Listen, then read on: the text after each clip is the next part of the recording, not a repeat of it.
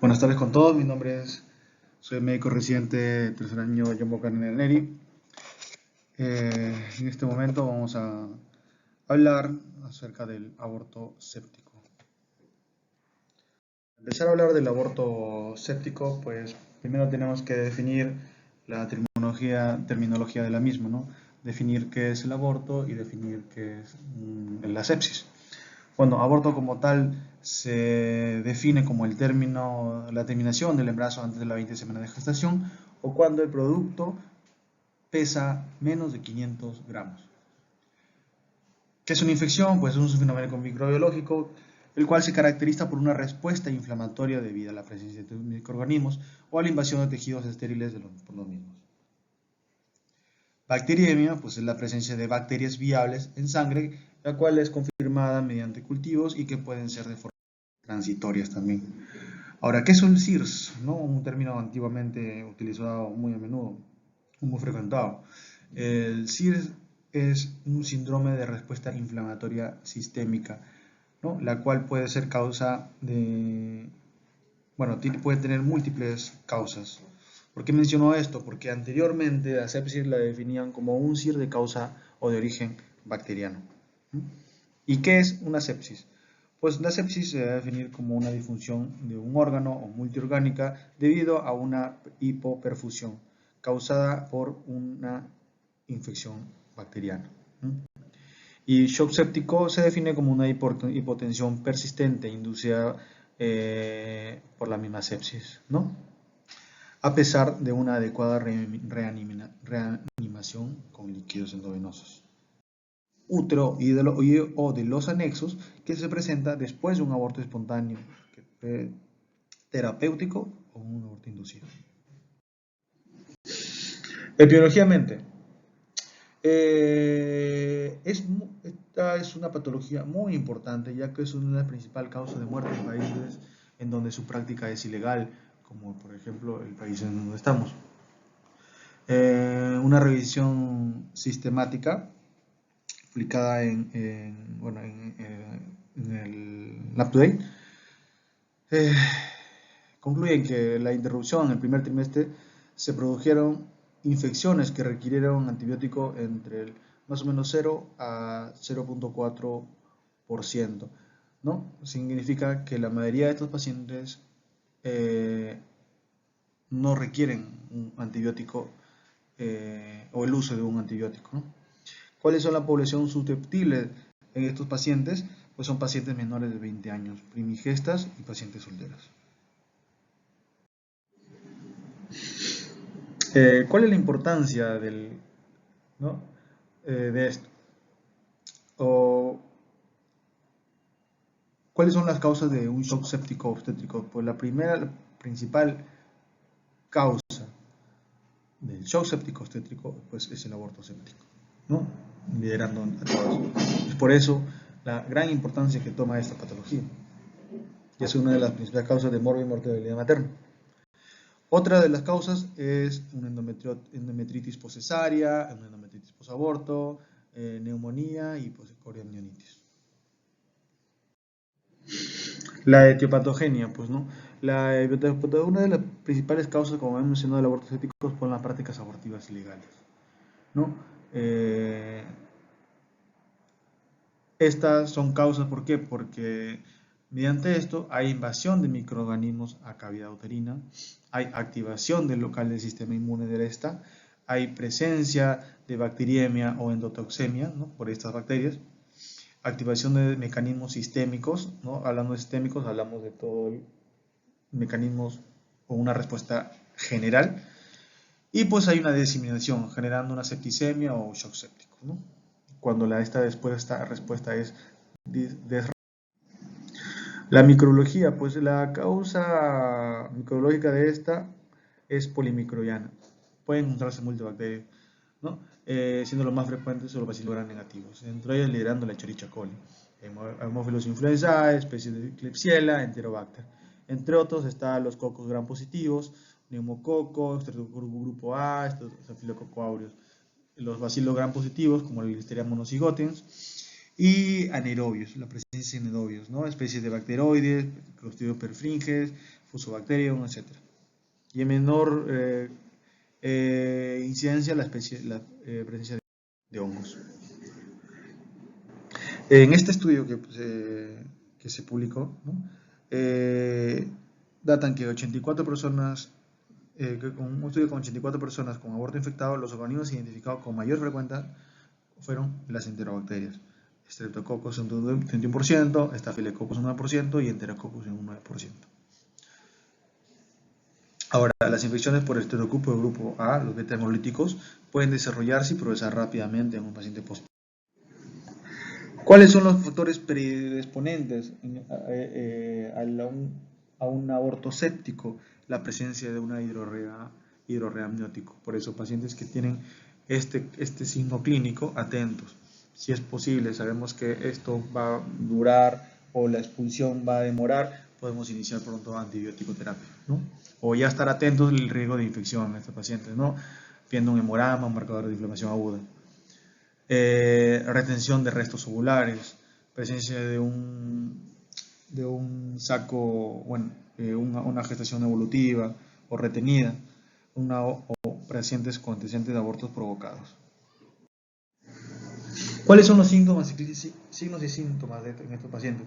Pues varían, ¿no? Algo que nos vamos a dar cuenta es, y hay que tener muy presente y ser muy cautelosos, es el momento de la anamnesis en estos pacientes, porque por lo general, o al menos en el Perú, por ser una práctica ilegal, la mayoría va a tratar de ocultar este dato, ¿no? Va a tratar de no mencionar el dato de que la paciente se ha provocado o ha sido manipulada previamente, ¿no? Para evitar o expulsar el saco gestacional.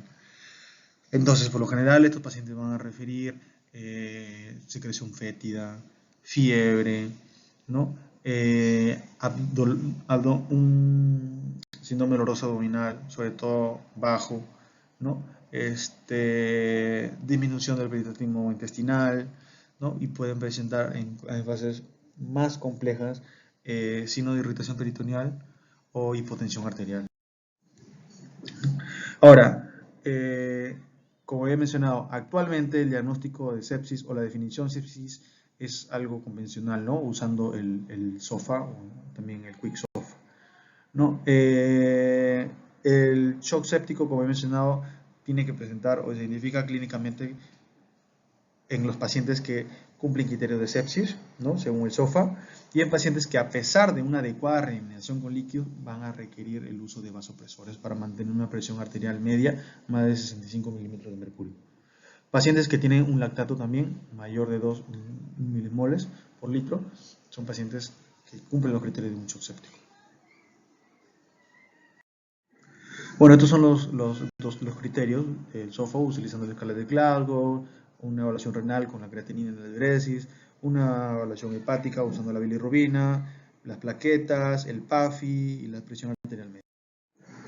Entonces, como he mencionado, el antecedente principal es tratar o identificar que la paciente ya tiene antecedentes de maniobras abortivas.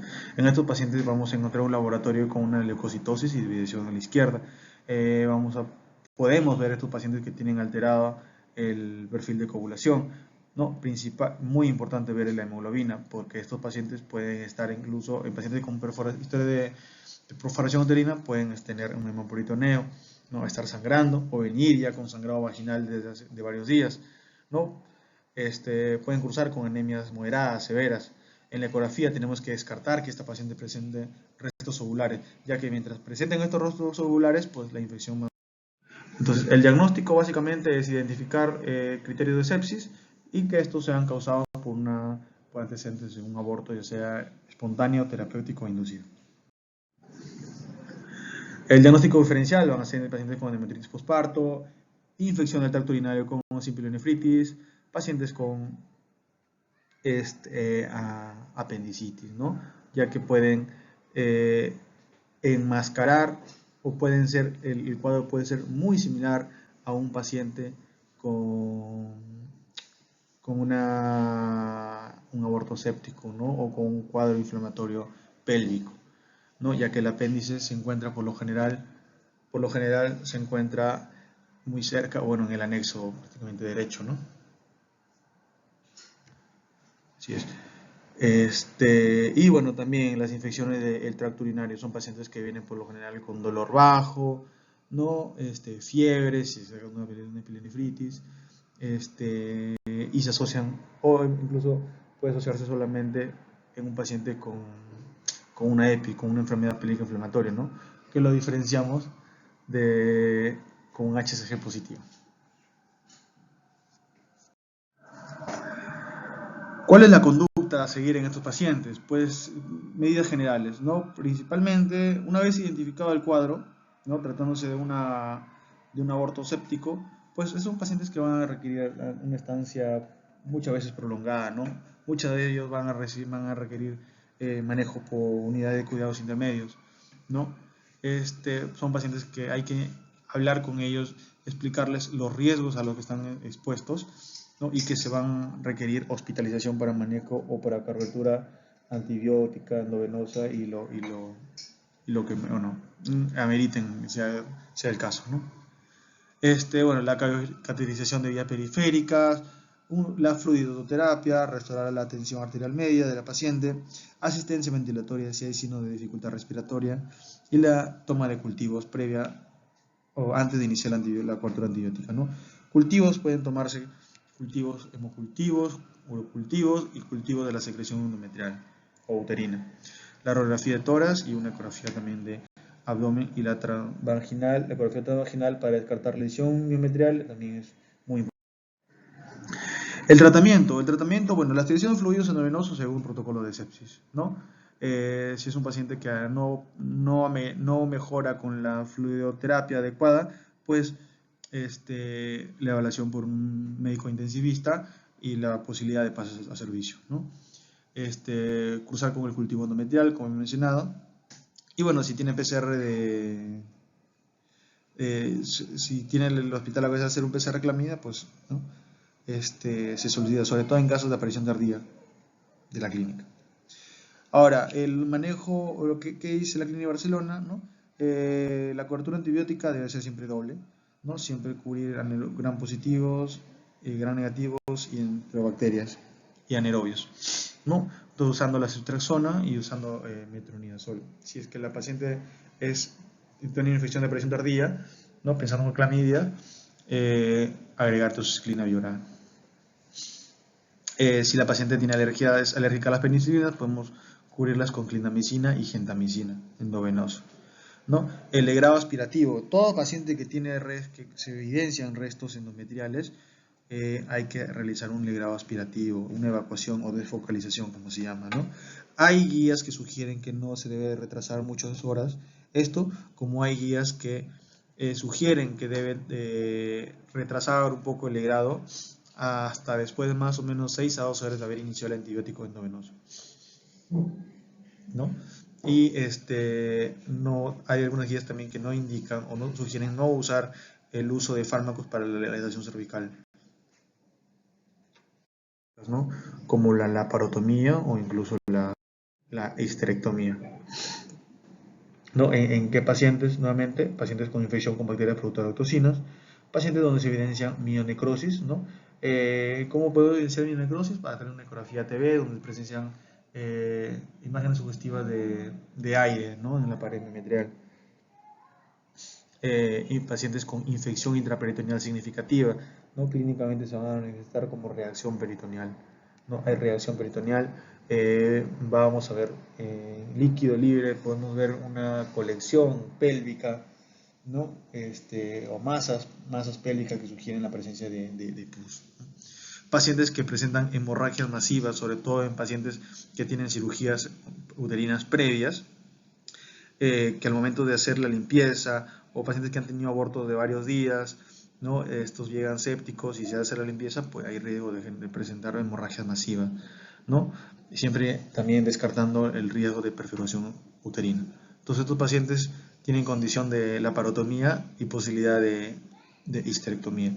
No, obviamente que en estos pacientes siempre es muy importante la explicación tanto al paciente como familiar de los posibles riesgos que pueden estos estar sometidos. Complicaciones, ¿no? Complicaciones están como shock séptico, fallo renal, un CID, periperitonitis, las perforaciones, infecciones respiratorias agudas y trastornos hidroelectrólicos propios de la sepsis.